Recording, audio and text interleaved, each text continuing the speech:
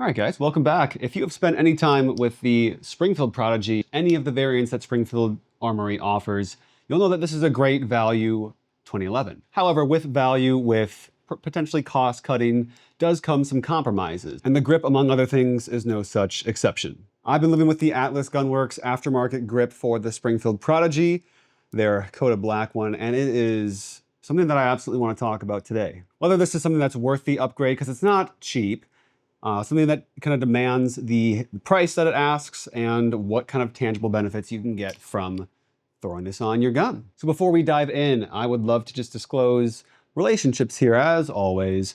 Atlas Gunworks sent this grip out to me for free. They did not give me any talking points, no money changed hands, and this video is my own. Additionally, I'd love to thank some other supporters of the channel, DK Mag. You can order from them online, use code TKM5 to save 5% off nearly everything in their store. That includes things like pew-pews, accessories, tools, parts, NFA items, really anything you could ever want as a gun guy.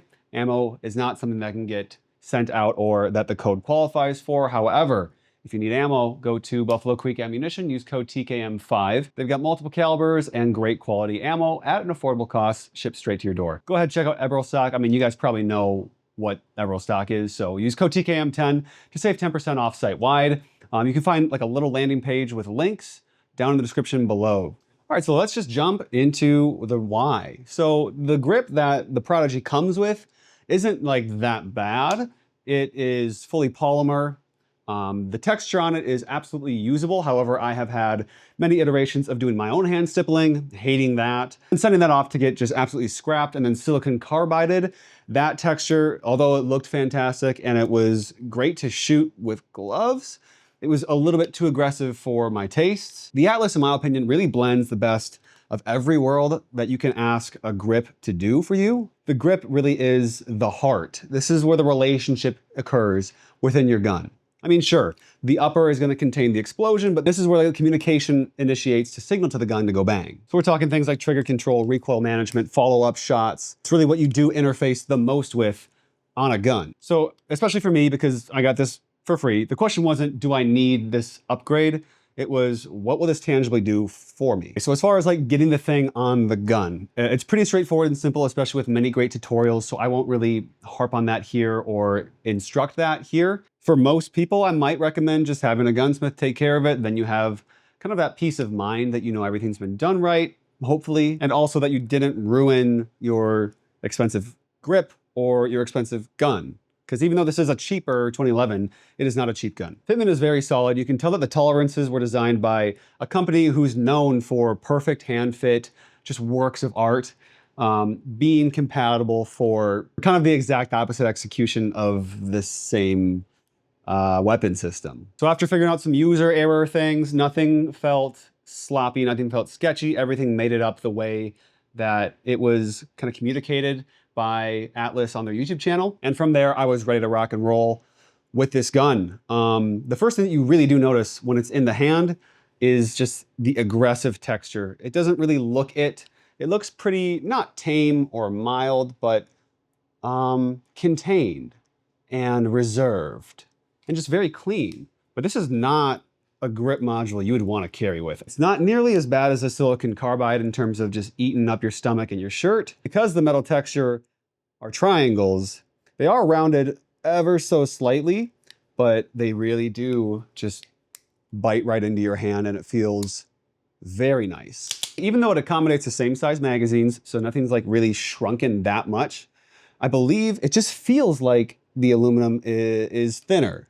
And it feels like the grip's a little bit more contoured. I think the removal of the grip safety, which everything comes in a kit as a kit, so you don't have to like pick up extra pieces to make this like actually function on your gun. But removing that also makes the gun just feel like it mates up better. Kind of like when you take your fingers and you wrap them around your wrist and you try and get your middle finger and your thumb to touch. It feels like the thickness there is greatly reduced and I can just more comfortably get a wrap with my slightly smaller hands. So if you have bigger hands, it might feel like the grip shrunk a little bit. Another thing that I really do like, and that I'm a sucker for, is the double undercut on the trigger guard. So you can get your middle finger up nice and high, and then your support hand can come and just cup the balls very nicely. Now, this won't be the case for like the raw aluminum version that they offer, but because this one is coated very nicely, I might add, the texture of the metal just feels very fantastic right underneath the beaver tail here. It's hard to explain, but the Cerakote on the Springfield one felt almost sloppy in a way. It didn't feel like it matched up to the rest of the intention on the way that I've done this gun. So that might not be an issue for you if you like to run your guns like a little bit more stock. But for me, I think it's just a really small thing that I do appreciate. Okay, so once I got this thing out on the range, of course, like the biggest thing wasn't the recoil mitigation was insane or anything like that. I mean, I already have an aftermarket kind of chunk port. This is Scott from Skip's Guns work, the Plague comp. I mean, now that Springfield offers the gun from the factory comped, might not be necessary to go to him. But if you were stuck with a non-comped one, you want one, you don't want to sell it, go to Scott. His turnaround times are great. Let him know that I sent you and he'll either give you a discount or he will give me some money. So regardless, just let him know I sent you, please. But back to the grip and how it wasn't the recoil management. It was just the consistency that having this grip to wrap your hands around really provides. All of the points in which you interface with the gun just feel very familiar, repeatable, and that makes presentation a little bit easier. Things like finding your dot more consistently, hard to quantify like a percentage point in terms of like, I was able to pick up my dot 7% more reliably than I would have been. So I can't really say that, but there certainly is a very noticeable feeling. Just to state the obvious, it's such a premium looking grip. I mean, it makes this cheap gun look like a much more expensive gun, which is why a lot of people throw these kits on like their staccatos even. Kind of like an outfit with a great pair of shoes. Even though this like visually it takes up more weight than shoes do on an outfit. It's something that just really elevates it and ties it all together aesthetically. But tangibly, it made it feel like the gun just returned to zero a little bit more naturally. I would be lying if I said that this gun had the kind of like re-grip problem that a lot of shooters tend to have with smaller guns when they're firing, because just from the factory, like this gun's heavy enough, it's flat enough to where your grip's not gonna be like naturally loosening as you're putting rounds down range. But with this grip, like there's no reality in which that would even be a concern. The best way to put it is this grip allows you to get that much closer to really maximizing what this gun can do and what it can achieve performance-wise. Now, some people say that you can't polish a turd. I wouldn't call the Prodigy a turd. I think there might be better value options out there for the money. However, the support, the aftermarket support now is built up enough to where I think it's just a really viable option to go with. Just a quick downside or one thing to note, this may not be applicable to you guys because I have all aftermarket internals. It's a mix between Brazos Custom and actually, ironically, Atlas Gunworks parts. So I've gotten rid of the metal injection molded kind of cheaper internal parts that potentially could break, but honestly, these days with the way that MIM parts are done, and the amount of rounds that most shooters put through a gun, even in a lifetime, you'd probably never have a problem. But I just kind of wanted to feel nice about not worrying about that at all. Putting the steer spring in, which is properly tuned for the stock grip, into this one. The mainspring housing on the back here, when you slide it up, it really, really presses that spring in for me, the way I had it adjusted. In doing so, it caused some issues. I had to like kind of retune the tension, but then also lower down. I can't show the parts, I'm sorry guys. It presented me with two main issues, which were the amount of force required to get that hammer to go back into its resting place, as well as I was getting light strikes. So I think that's just because the two arms of that leaf spring got completely changed in the way that they were resting on the gun. So when I was doing my function checks and tuning without being able to like shoot rounds, I was like, okay, the hammer reliably meets all of the positions it needs to, as well as not doing hammer follow. The trigger is not like too heavy or anything, so I'm good to go. Really, again, another reason why you might want to have a gunsmith potentially do that fitting for you. Okay, here's the very big question. Is it worth the money? YouTube's always weird about saying prices for firearms, accessories, especially modifications. They're just weird about modifications in general. I can't link to it, but I will say that it costs somewhere in the upwards of 6 to 7. YouTube should just take down my channel just for that. All that to say it's not cheap. And honestly, if you're a shooter who's content with your Prodigy, if you're watching this video, I'd argue that you might not be.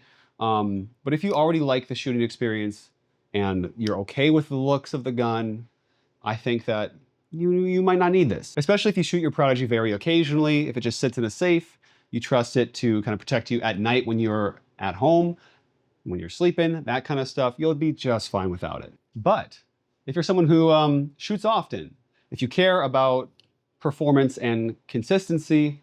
And also you want your Prodigy to feel less like a budget tool that kind of just does the job. You want to elevate it. You want to give it a more refined look. I think this is a great way to do it without having to trade in or sell your Prodigy for a loss, because right now it's definitely a buyer's market. I think this is a great way to keep the tool that you purchased while also giving it a nice little facelift. Especially as of late, I've been talking a lot about aesthetics on the channel, but this isn't just an upgrade that you just see, that you look at, that's pretty. It's something that you can really interface with. And for me, that's really what really tickles my fancy when it comes to upgrades. So for the future, I'm not going back to the stock grip. I can't, because I broke it when I was disassembling. If you guys have any questions, comments, or concerns about the grip, the fitment, anything, can't guarantee I can answer them, but at least we can see them in the comment section down below. Perhaps experts smarter than I can help you out down there as well.